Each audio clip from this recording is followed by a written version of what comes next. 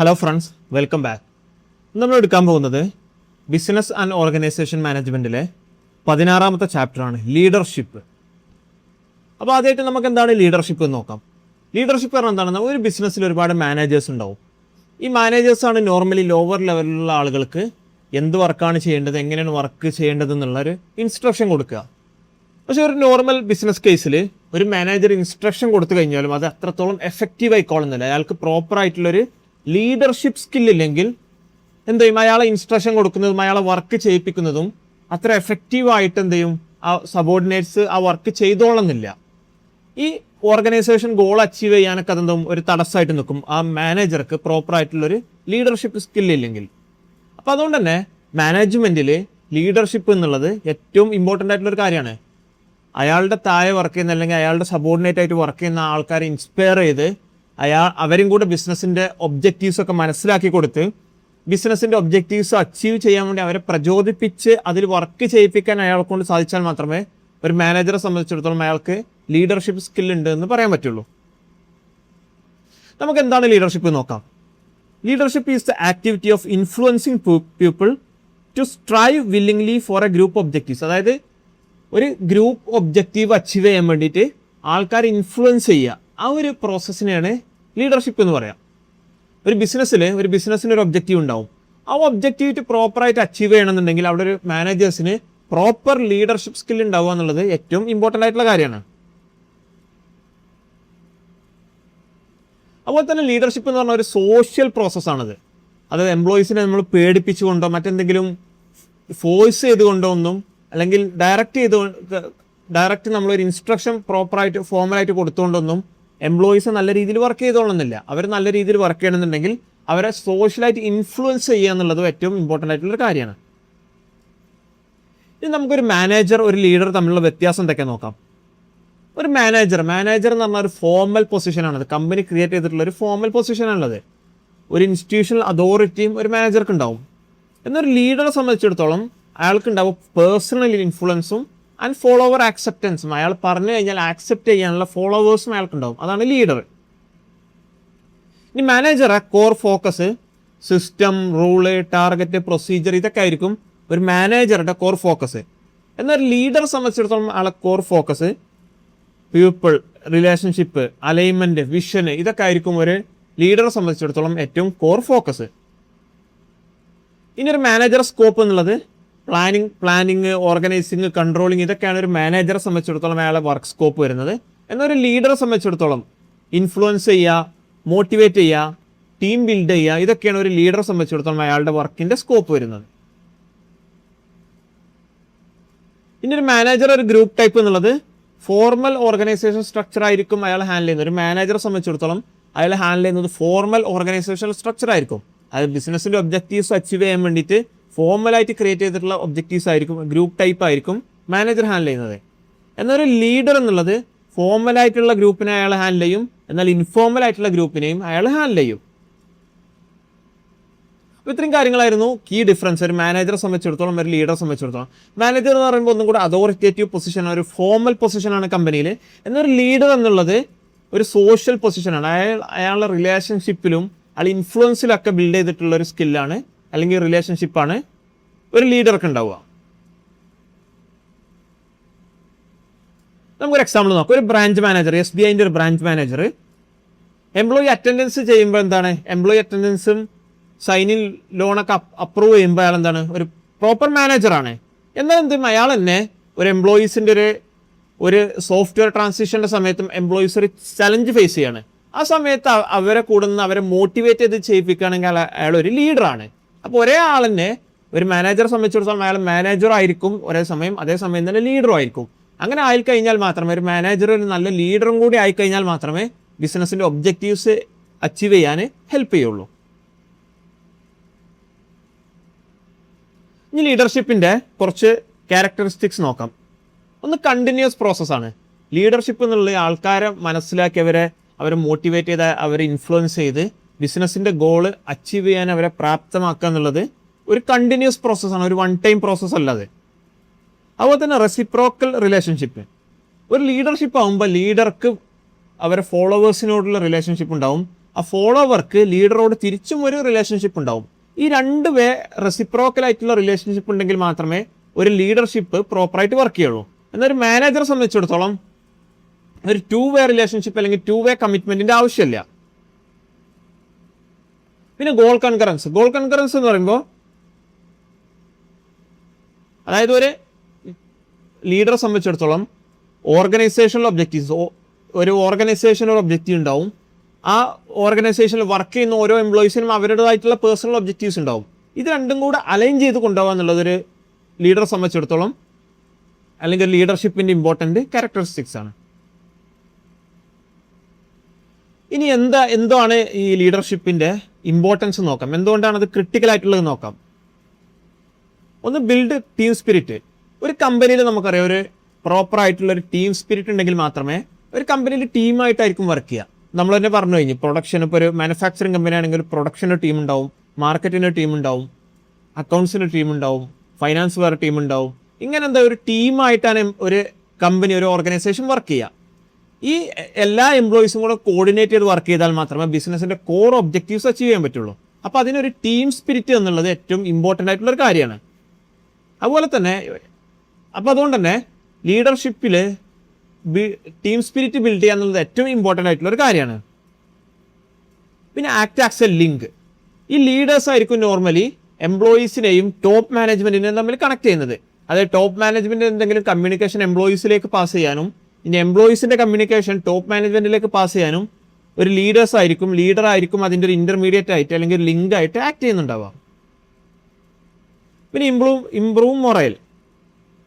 അതുപോലെ തന്നെ ഒരു നല്ല ലീഡർ ഒരു വർക്ക് പ്ലേസിൽ അല്ലെങ്കിൽ ഒരു കമ്പനിയിലുണ്ടെങ്കിൽ അവിടെയുള്ള എംപ്ലോയീസിന് മൊത്തം ഒരു മൊറൈൽ ഫീലിംഗ് ഉണ്ടാവും, ഒരു സപ്പോർട്ടീവ്, നമ്മളെ സപ്പോർട്ട് ചെയ്യുന്ന ഒരാൾ കമ്പനിയിലുണ്ട്. അതുപോലെ തന്നെ എന്ത് ചെയ്യും, ഒരു സേഫ്റ്റി ഫീലിംഗും ഒക്കെ ഉണ്ടാവും. അതുകൊണ്ട് തന്നെ ടോട്ടൽ എംപ്ലോയീസിൻ്റെ പ്രൊഡക്ടിവിറ്റി ഇമ്പ്രൂവ് ചെയ്യാനും അതുപോലെ തന്നെ കമ്പനീൻ്റെ ഒബ്ജക്റ്റീവ്സ് അച്ചീവ് ചെയ്യാനും ഹെൽപ്പ് ചെയ്യാനും ഈ ഒരു ലീഡർഷിപ്പ് സ്കില്ല് ഹെൽപ്പ് ചെയ്യും. ഇനി നമ്മൾ ലീഡർഷിപ്പിൻ്റെ കുറച്ച് തിയറീസാണ് നോക്കാൻ പോകുന്നത്. ഒന്നാമത്തെ തിയറിയാണ് ട്രൈറ്റ് തിയറി അല്ലെങ്കിൽ ബോൺ ലീഡർ അപ്രോച്ച്.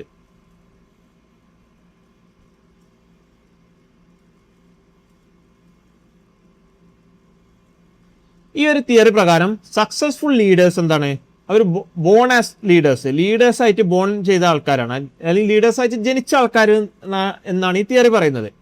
അതായത് അവരെ ഇൻഹറൻറ്റ് പേഴ്സണാലിറ്റി അവരിൽ നിന്നും ലീഡേഴ്സിനെയും നോൺ ലീഡേഴ്സിനെയും വ്യത്യാസപ്പെടുത്തേണ്ടത്. അതാണ് ഈ ഒരു തിയറി പറയുന്നത്. അതായത് ചില ആൾക്കാർ നല്ല ഫിസിക്കൽ സ്റ്റാമിന ഉണ്ടാവും, ഹൈ ഇൻ്റലിജൻസ് ഉണ്ടാവും, സെൽഫ് കോൺഫിഡൻസ് ഉണ്ടാവും, ഇനീഷ്യേറ്റീവ് പവർ ഉണ്ടാവും, ഡിസിഷൻ മേക്കിംഗ് പവർ ഉണ്ടാവും. ഇങ്ങനെ ഒരുപാട് പവർ ചില ആളുകൾക്ക് ഉണ്ടാവും. അപ്പോൾ ഈ പവറുള്ള ആൾക്കാർ എന്ത് ചെയ്യും, ബോണാസ് ലീഡേഴ്സായിട്ട് ജനിച്ച ആളുകളാണ് എന്നാണ് ഈ ഒരു തിയറി പറയുന്നത്. പക്ഷെ ഇതിൻ്റെ ഏറ്റവും വലിയ ലിമിറ്റേഷൻ എന്താണെന്ന് വെച്ചാൽ ഒരു ലീഡറെ സംബന്ധിച്ചിടത്തോളം അയാൾക്ക് എന്തൊക്കെ സ്കില്ലാണ് വേണ്ടതെന്നുള്ളത് ഇതിന് യൂണിവേഴ്സലായിട്ട് ആക്സെപ്റ്റ് ചെയ്തൊരു ലിസ്റ്റ് ഓഫ് സ്കില്ലൊന്നുമില്ല. അതുപോലെ തന്നെ ഈ സ്കില്ല് സബ്ജക്റ്റീവാണ്. ഓരോ സിറ്റുവേഷനും എന്ത് ചെയ്യും, ഈ ഓരോ സ്കില്ലും സബ്ജക്റ്റീവാണ്. അത് ചില സിറ്റുവേഷനിൽ റെലവൻ്റ് ആയിട്ടുള്ള അല്ലെങ്കിൽ ഇമ്പോർട്ടൻ്റ് ആയിട്ടുള്ള സ്കില്ലാവില്ല മറ്റൊരു സിറ്റുവേഷനിൽ ഒരു ലീഡർക്ക് വേണ്ടത്. അതുകൊണ്ട് തന്നെ ഈ ട്രൈറ്റ്സ് അല്ലെങ്കിൽ സ്കില്ലെല്ലാം ഒബ്ജക്റ്റീവ്സ് ആണ് അല്ലെങ്കിൽ സബ്ജക്റ്റീവ്സ് ആണ്.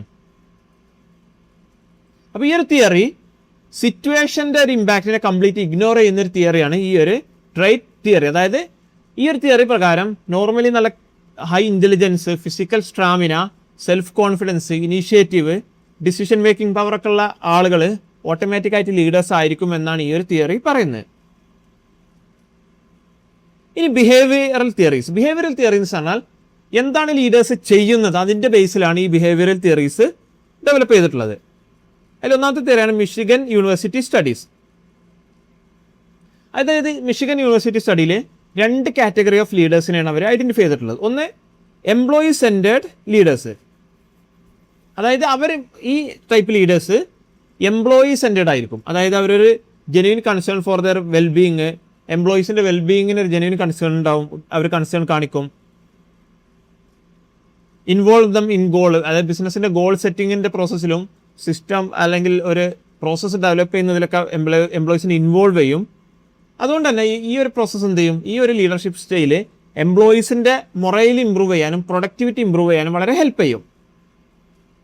ഇനി ചില ലീഡേഴ്സ് പ്രൊഡക്ഷൻ സെൻറ്റേഡ് ലീഡേഴ്സാണ്. അതായത് അവർ പ്യുവർലി ഔട്ട്പുട്ടിലാണ് ഫോക്കസ് ചെയ്യുന്നത്, എംപ്ലോയി സെൻറ്റേഡ് അല്ല.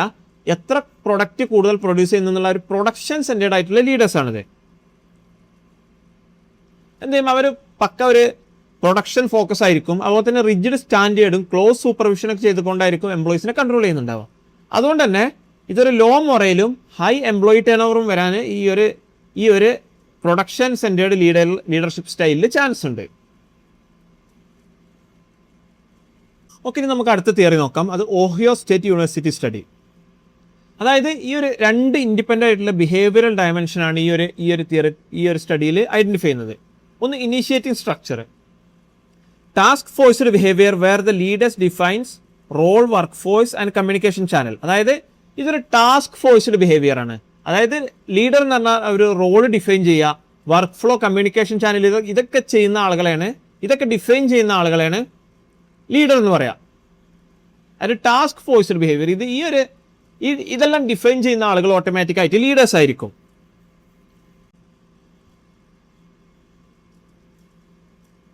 ഓക്കെ, ഇത് അടുത്തത് റിലേഷൻഷിപ്പ് ഫോക്കസ്ഡ് ബിഹേവിയർ ഇൻഡിക്കേറ്റ്.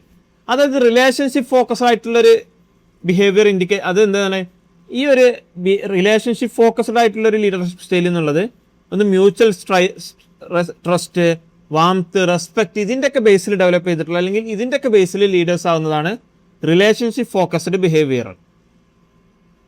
ഇത് നമുക്ക് അടുത്ത കാറ്റഗറി ഓഫ് തിയറിയിലേക്ക് നോക്കാം. അത് സിറ്റുവേഷണൽ തിയറി അല്ലെങ്കിൽ കണ്ടിൻജൻസി തിയറി.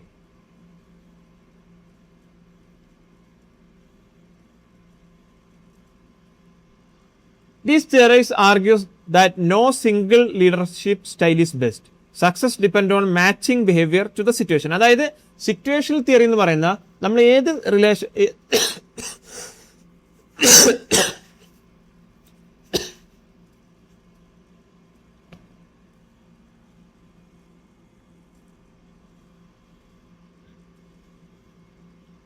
ഇനി നമുക്ക് അടുത്ത ഭാഗത്തേക്ക് പോകാം. സിറ്റുവേഷണൽ അല്ലെങ്കിൽ കണ്ടിൻജൻസി തിയറീസ്.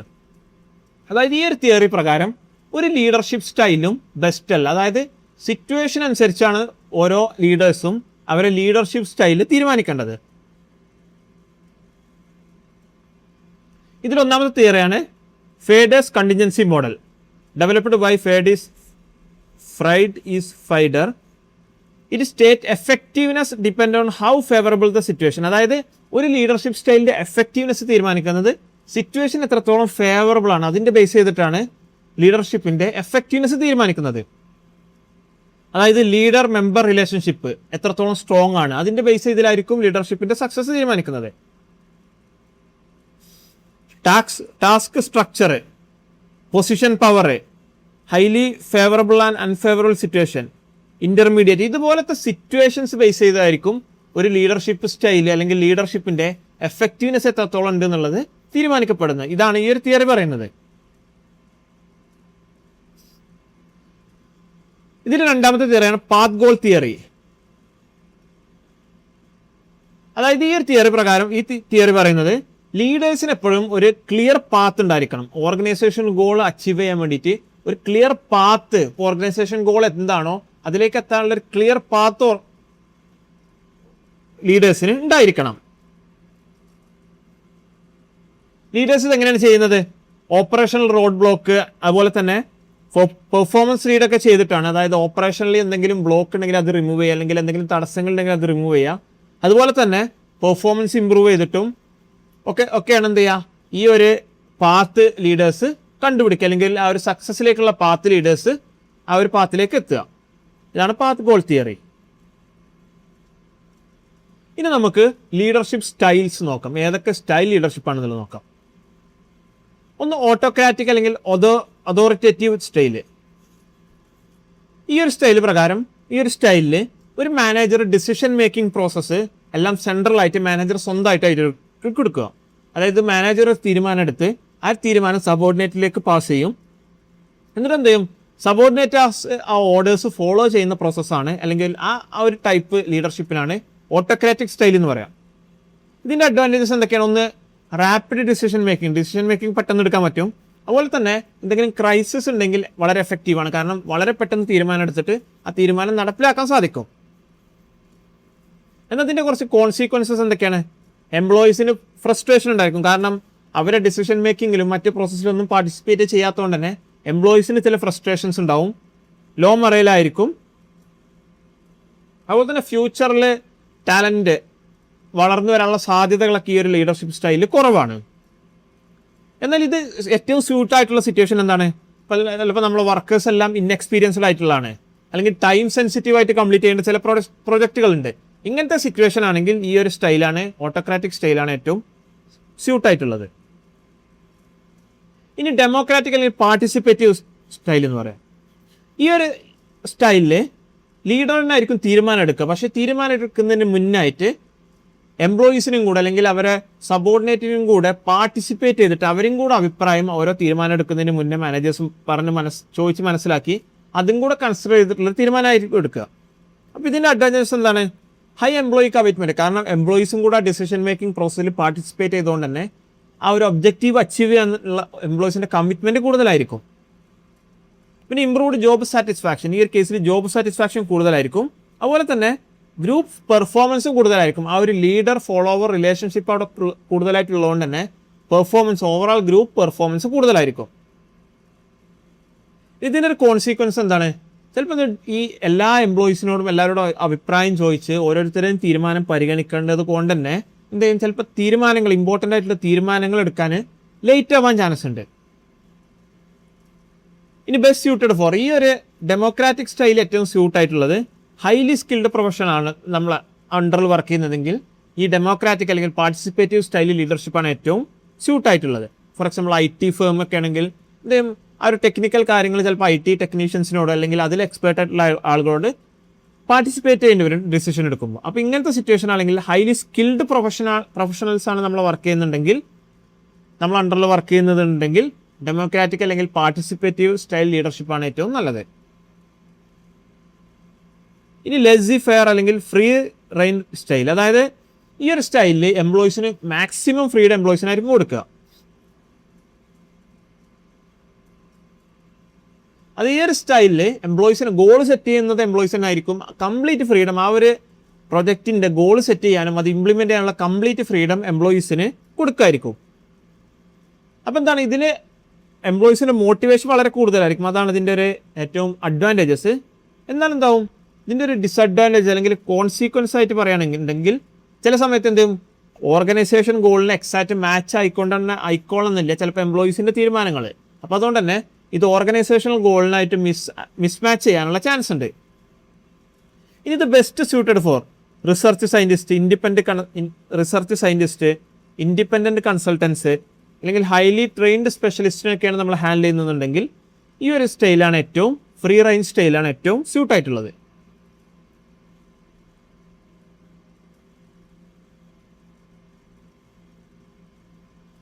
ഇനി ഒരു മാനേജീരിയൽ ഗ്രിഡ് നമുക്ക് നോക്കാം. മാനേജീരിയൽ ഗ്രിഡ് എന്ന് പറയുമ്പോൾ ഓരോ മാനേജേഴ്സും അല്ലെങ്കിൽ ഓരോ സ്റ്റൈൽ മാനേജേഴ്സും പ്രൊഡക്ഷനെ, പീപ്പിളിനെ, ആളുകളെ ഏത് രീതിയിൽ കൺസിഡർ ചെയ്യുന്നുണ്ട്, കൺസേൺ ചെയ്യുന്നുണ്ട്.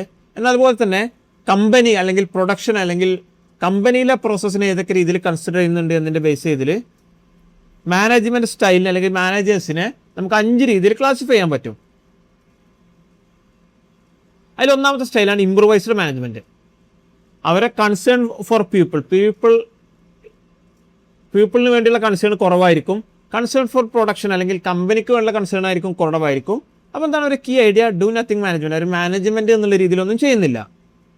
എന്താണ് ഈ ഒരു കേസിൽ എക്സാമ്പിൾ എന്താണ്? മാനേജർ ഒരു മാനേജ്മെൻറ്റ് രീതിയിലുള്ള എഫേർട്ടൊന്നും ഈ ഒരു കമ്പനിയിൽ എടുക്കുന്നില്ല. അവർ ആൾക്കാരെ, പീപ്പിളിനെ അവോയ്ഡ് ചെയ്യാണ്. അതുപോലെ തന്നെ റെസ്പോൺസിബിലിറ്റി, ലീഡർഷിപ്പ് എല്ലാം അവോയ്ഡ് ചെയ്യാണ്. ഇനി ടാസ്ക് മാനേജ്മെൻറ്റ് എന്ന് പറയുമ്പോൾ കൺസേൺ ഫോർ പീപ്പിൾ ലോ ആയിരിക്കും. അതായത് ആൾക്കാർ അത്ര ചെയ്യുന്നില്ല. എന്നാൽ കമ്പനീൻ്റെ കാര്യം, പ്രൊഡക്ഷൻ എന്നുള്ളത് ഏറ്റവും കൂടുതലായിട്ട് അയാൾ കൺസേൺ ചെയ്യുന്നുണ്ടെങ്കിൽ ആ ഒരു key idea production first, people ignored. അതായത് പ്രൊഡക്ഷൻ അയാൾ ഫസ്റ്റ് ആയിട്ട് കൺസിഡർ ചെയ്യുന്നുണ്ട്, എന്നാൽ പീപ്പിളിനെ, ആൾക്കാർ ഇഗ്നോർ ചെയ്യുന്നുണ്ട്. ഈ ഒരു ഇതിൻ്റെ അർത്ഥം എന്താണ്? കാരണം ഔട്ട്പുട്ടിനെ ആൾ കൂടുതലായിട്ട് ഫോക്കസ് ചെയ്യുന്നുണ്ട്, എന്നാൽ എന്ത് ചെയ്യും? ആളുകളെ എംപ്ലോയീസിൻ്റെ നീഡിനെ ഇഗ്നോർ ചെയ്യുന്നുണ്ട്. ഇനി കൺട്രി ക്ലബ് മാനേജ്മെൻറ്റ്. അതായത് ഈ ഒരു സ്റ്റൈൽ ഓഫ് മാനേജ്മെൻറ്റിൽ concern for people very high ആണ്, ആളുകളുടെ കാര്യം വളരെ ശ്രദ്ധിക്കുന്നുണ്ട്. എന്നാൽ കൺസേൺ ഫോർ പ്രൊഡക്ഷൻ ലോ ആണ്. അപ്പോൾ ഈ ഒരു കേസിൽ എന്താണ്, people first result weak. People അയാളെ കീഴിലുള്ള എംപ്ലോയീസിനെ അയാൾ നന്നായിട്ട് കൺസിഡർ ചെയ്യുന്നുണ്ട്, എന്നാൽ അവരെന്ത് ചെയ്യും, റിസൾട്ട് അല്ലെങ്കിൽ ഔട്ട്പുട്ട് കുറവാണ്. ഈ ഒരു കേസിൽ എംപ്ലോയീസിനെ മാത്രമാണ് ഫോക്കസ് ചെയ്യുന്നത്, എംപ്ലോയീസിൻ്റെ കംഫർട്ട് ഹാപ്പിനെസ് മാത്രമാണ് ഫോക്കസ് ചെയ്യുന്നത്. എന്നാൽ പെർഫോമൻസ് റിസൾട്ടും ഈ ഒരു കേസിൽ വീക്കായിരിക്കും. ഇനി middle of the road management, ഈ ഒരു കേസിൽ കൺസേൺ ഫോർ പീപ്പിളും കൺസേൺ ഫോർ പ്രൊഡക്ഷനും മോഡറേറ്റ് ലെവലിൽ എംപ്ലോയീസിൻ്റെ കാര്യം കൺസിഡർ ചെയ്യുന്നുണ്ട്, അതുപോലെ തന്നെ പ്രൊഡക്ഷൻ്റെ കാര്യം കൺസിഡർ ചെയ്യുന്നുണ്ട്. അതെന്താണ്, ഒരു ബാലൻസ്ഡ് അപ്രോച്ചാണ്. ഈ ഒരു അപ്രോച്ചിൽ എന്താണ്, ആവറേജ് പെർഫോമൻസും ആവറേജ് എംപ്ലോയി സാറ്റിസ്ഫാക്ഷനും രണ്ടും മെയിൻറ്റെയിൻ ചെയ്ത് കൊണ്ടുപോകാൻ പറ്റും. ഇനി ടീം മാനേജ്മെൻറ്റ്, അതായത് ഈ ഒരു കേസിൽ കൺസേൺ ഫോർ പീപ്പിളും കൺസേൺ ഫോർ പ്രൊഡക്ഷനും രണ്ടും വെരി ഹൈ ആണ്.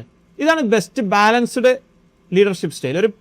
ഒരു ബെസ്റ്റ് ലീഡർ എന്ന് പറയുമ്പോൾ അയാളെ കൺസേൺ ഫോർ പീപ്പിൾ, അയാളെ അണ്ടറിൽ വർക്ക് ചെയ്യുന്ന ആളുകളുടെ കൺസേണും കൂടെ ശ്രദ്ധിക്കണം.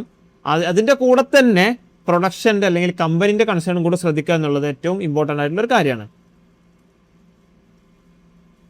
ഇത് ലീഡേഴ്സിനെ ക്ലാസിഫൈ ചെയ്യുന്ന അല്ലെങ്കിൽ ലീഡർഷിപ്പ് സ്റ്റൈലിനെ, ഓരോരുത്തരുടെ സ്റ്റൈൽ ഓഫ് ലീഡർഷിപ്പിനെ ക്ലാസിഫൈ ചെയ്യുന്ന ഒരു ടേബിളാണിത്.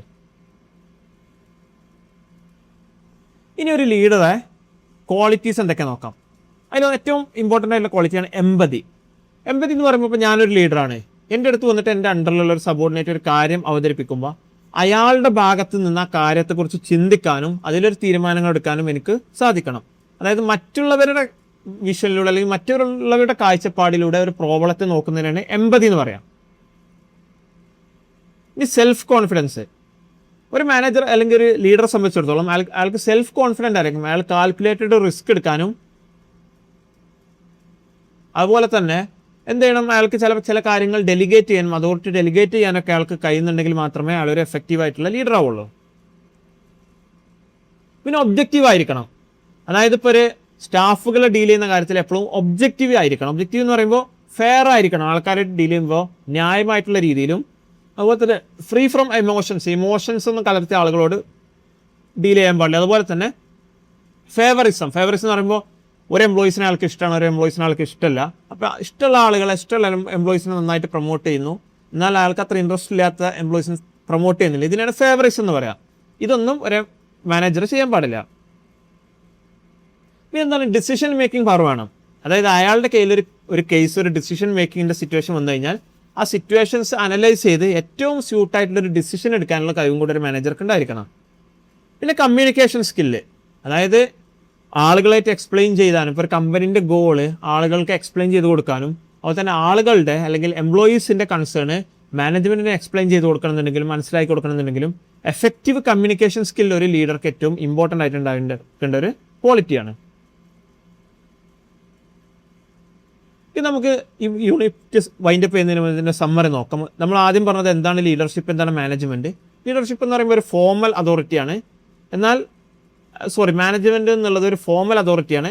എന്നാൽ ലീഡർഷിപ്പ് എന്ന് പറഞ്ഞാൽ സോഷ്യൽ ഇൻഫ്ലുവൻസിനെയും വില്ലിങ്നെസ് ടു കോർപ്പറേഷൻ ഇതിനൊക്കെ ഡിപ്പെൻഡ് ചെയ്തിട്ടുള്ളൊരു സ്കില്ലാണ് ലീഡർഷിപ്പ്. പിന്നെ നമ്മൾ എന്ത് ചെയ്യും, ഗ്രിഡ് സ്റ്റൈൽ പറഞ്ഞാൽ ഓരോരുത്തരും ഓരോ മാനേജേഴ്സും എംപ്ലോയീസിനെ ഏത് രീതിയിൽ ക്ലാസിഫൈ ചെയ്യുന്നു, കൺസിഡർ ചെയ്യുന്നു, അതുപോലെ തന്നെ വർക്ക് ലോഡിന് അല്ലെങ്കിൽ പ്രൊഡക്ഷൻ ഏത് രീതിയിൽ കൺസിഡർ ചെയ്യുന്നു എന്നുള്ള അനുസരിച്ച് നമ്മൾ എന്ത് ചെയ്യും, മാനേജേഴ്സിനെ പല രീതിയിൽ ക്ലാസിഫൈ ചെയ്തു. പിന്നെ ഡെമോക്രാറ്റിക് സ്റ്റൈൽ ഓഫ് ലീഡർഷിപ്പ് പറഞ്ഞു, പാർട്ടിസിപ്പേറ്റീവ് ഡെമോക്രാറ്റിക് സ്റ്റൈൽ പറഞ്ഞു, ഓട്ടോക്രാറ്റിക് പറഞ്ഞു. ഡെമോക്രാറ്റിക് എന്ന് പറയുമ്പോൾ സബോർഡിനേറ്റിനും കൂടെ ഡിസിഷൻ മേക്കിംഗ് പ്രോസസ്സിൽ ഇൻവോൾവ് ചെയ്യുന്ന രീതിയിലുള്ള മെത്തേഡാണ് ഡെമോക്രാറ്റിക് സ്റ്റൈൽ ഓഫ് ലീഡർഷിപ്പ്. പിന്നെ എംപ്ലോയി സെൻറ്റേർഡ് ലീഡർഷിപ്പ് എന്ന് പറയുമ്പോൾ എംപ്ലോയീസിൻ്റെ ഇത് മാത്രമാണ് മാക്സിമം കൺസിഡർ ചെയ്യുന്നത്. എംപ്ലോയീസിൻ്റെ വെൽബീയിങ്ങും ഇൻവോൾവ്മെൻ്റൊക്കെ മാക്സിമം കൺസിഡർ ചെയ്തിട്ട് ലോങ് ടേം മൊറയിൽ ഡെവലപ്പ് ചെയ്യുന്ന ഒരു ലീഡർഷിപ്പ് സ്റ്റൈലാണ് എംപ്ലോയി സെൻറ്റേർഡ് ലീഡർഷിപ്പ്. അപ്പോൾ നമ്മൾ ഇത്രയും കാര്യങ്ങളായിരുന്നു ഡിസ്കസ് ചെയ്തിട്ടുണ്ടായിരുന്നത്. ഈ ഡിസ്കസ് ചെയ്ത കാര്യങ്ങളിൽ നിങ്ങൾക്ക് എന്തെങ്കിലും സംശയങ്ങളുണ്ടെങ്കിൽ താഴെ കമൻറ്റ് സെക്ഷനിൽ ചോദിക്കാവുന്നതാണ്. Thank you for watching this video.